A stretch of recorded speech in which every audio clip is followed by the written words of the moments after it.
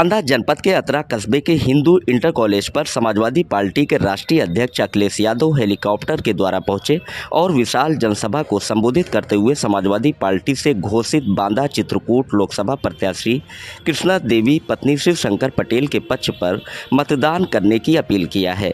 मामला अतरा कस्बे के हिंदू इंटर कॉलेज मैदान का है, जहाँ समाजवादी पार्टी के राष्ट्रीय अध्यक्ष एवं पूर्व मुख्यमंत्री अखिलेश यादव पहुंचे और विशाल जनसभा को संबोधित किया।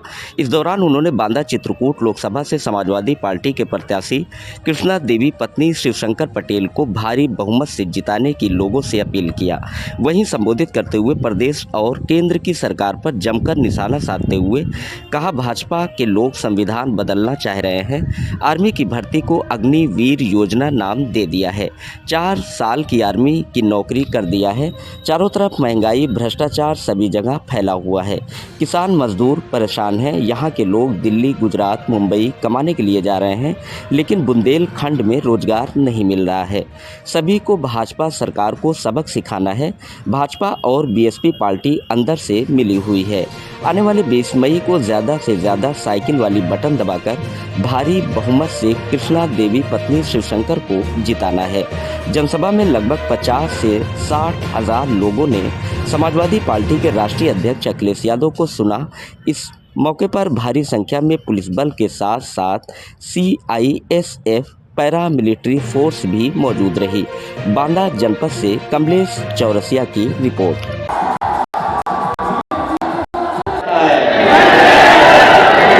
बताओ, इनके डायलॉग सब घिसे पिटे हैं कि नहीं है? और ये पहला दल है, पहली पार्टी है जो अपने नकारात्मक राजनीति के रास्ते में खुद ही उलझ गई है। बताओ, अपने नकारात्मक राजनीति करते करते उलझ गए कि नहीं उलझ गए? इसलिए किसान भाइयों, माता बहनों, नौजवान साथियों, अपने भविष्य के लिए और इस प्रदेश और देश को आगे बढ़ाने के लिए इंडिया गठबंधन और समाजवादी पार्टी की मदद कर देना, यही निवेदन, यही अपील करना है। कि बुंदेलखंड के अपने गरीब और किसानों को अगर अलग से भी सुविधाएं देनी पड़ेंगी, अलग से भी इनकी मदद करनी पड़ेगी, तो हम लोग गरीबों की और किसानों की और खासकर अपने बुंदेलखंड के लोगों की मदद करेंगे, जिससे हमारा यहाँ का नौजवान बराबर काम करेंगे। आप सबका बहुत बहुत धन्यवाद। इससे बेहतर हो जाता है। हमारे फौज के जवान खड़े हैं, इन्होंने सेवा दी है फौज को। 30 साल की, 30 साल, 20 साल, 25 साल की सेवा दी उन्होंने फौज में। सब रिटायर होकर के आए, इन्हें सम्मान मिल रहा है। ये अग्निवीर वालों को कोई सम्मान नहीं मिलना है, सुविधा नहीं मिलनी है। और अगर अग्निवीर वाले शहीद भी हो जाएंगे सीमा पर, तो उनको जो आखिरी समय पे सम्मान मिलता है, ये सरकार वो भी सम्मान नहीं देने जा रही है।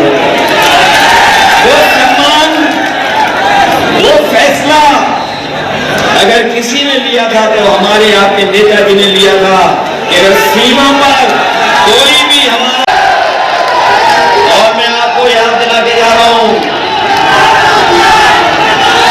ये जो चुनाव जैसे आगे बढ़ रहा है, जनता का गुस्सा भारतीय जनता पार्टी के खिलाफ बढ़ता चला जा रहा है।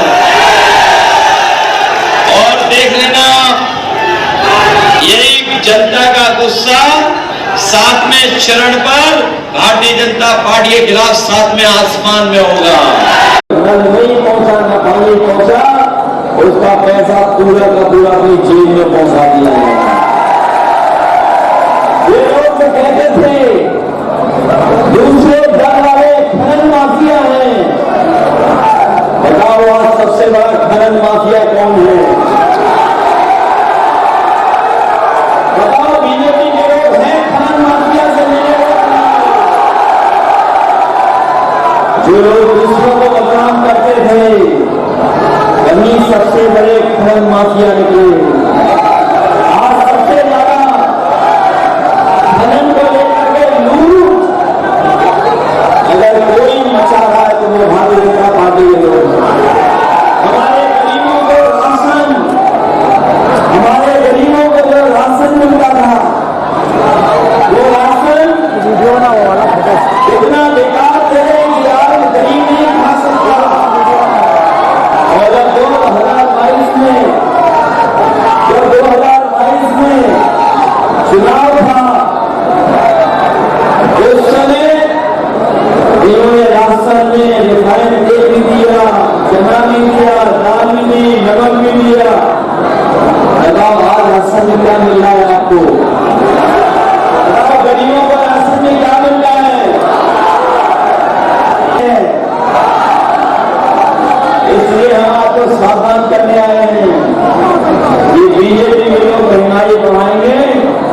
दिन ऐसा आएगा कि पार्ले जी बिस्किट का पैकेट भी हमारा एक बिस्किट वाला बन जाएगा।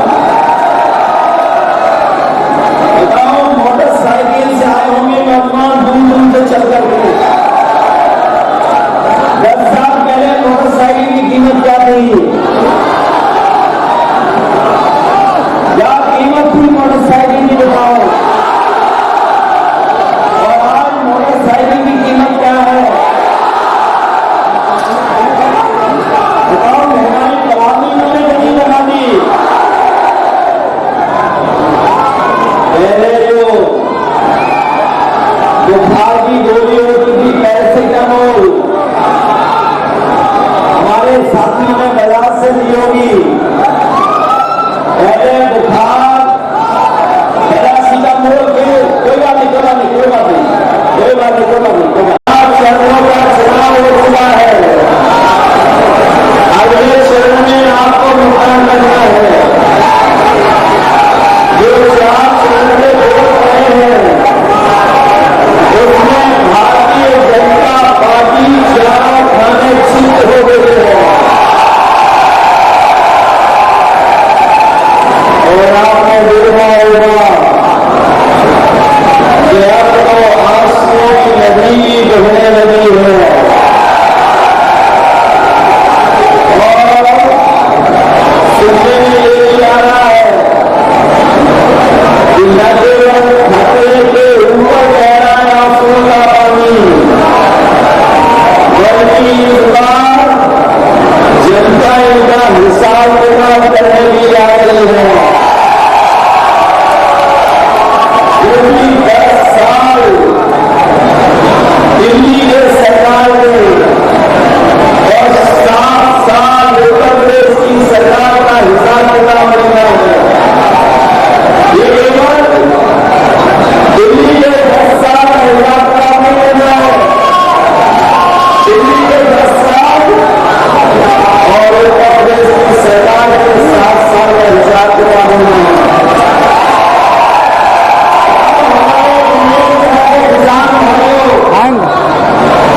इन्होंने वादा किया था कि किसानों को आय दोगुनी हो जाएगी। किसी भी किसान भाई के फसल की पैदावार की आय दोगुनी हो गई हो तो बताएं हमें किसान भाई।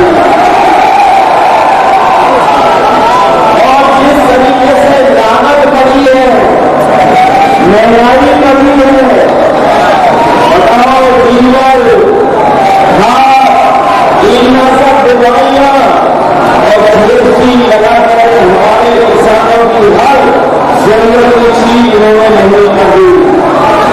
न केवल महंगाई बढ़ा दी इन्होंने, हमारे किसान भाई जानते होंगे इन्होंने खाद की बोली से भी चोरी कर दी। खाद की बोली से चोरी और केवल 5 किलो नहीं, अब तो 10 किलो की चोरी कर दी। बताओ 10 किलो की चोरी हो गई कि नहीं हो गई? ये नई भाजपाई हैं जिन्होंने हमारे किसानों को जबरदस्ती नैनो यूरिया की खरीदवा दी और नैनो यूरिया खरीदवा करके उन्होंने कहा था कि किसानों की पैदावार बढ़ जाएगी। डीएपी कभी नहीं मिली थी जब आप नैनो यूरिया खरीदते थे, लेकिन आज नैनो यूरिया ने फसल की पैदावार बढ़ाई, न किसानों की खेती में सुधार आए, न उनकी पैदावार बढ़ी। और सुनने में आ रहा है कि जिस तरीके से बड़े बड़े उद्योगपति बैंकों का पैसा लेकर भारत से भारत छोड़ कर गए।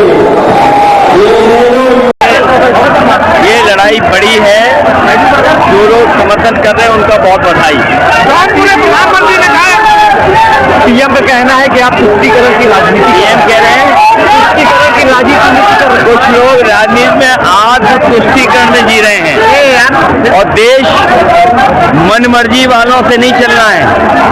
जो मनमर्जी से और आत्म तुष्टीकरण के लिए बात कर रहे हैं, उन्हें सोचना पड़ेगा कि अब देश का एक एक नागरिक संविधान की बात सुनना चाहता है।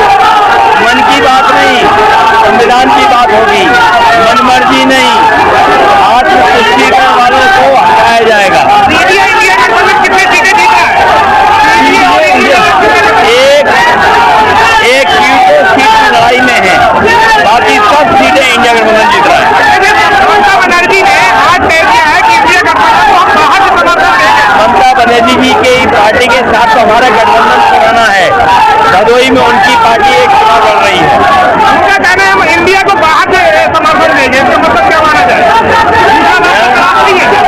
क्या दूसरा रास्ता तलाश रही है? क्या ममता बनर्जी क्या दूसरा रास्ता तलाश रही है? उनका और हमारा गठबंधन एक सीट पर है और खुशी की बात है कि सब इंडिया गठबंधन के साथ आ रहे हैं।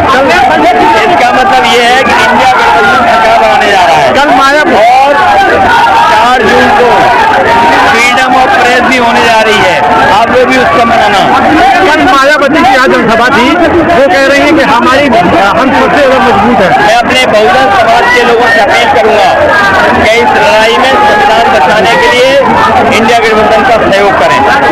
चुनाव से पहले राजा भैया खाना घूमना ही बीजेपी सबसे बड़ा खतरा पैदा कर रही है।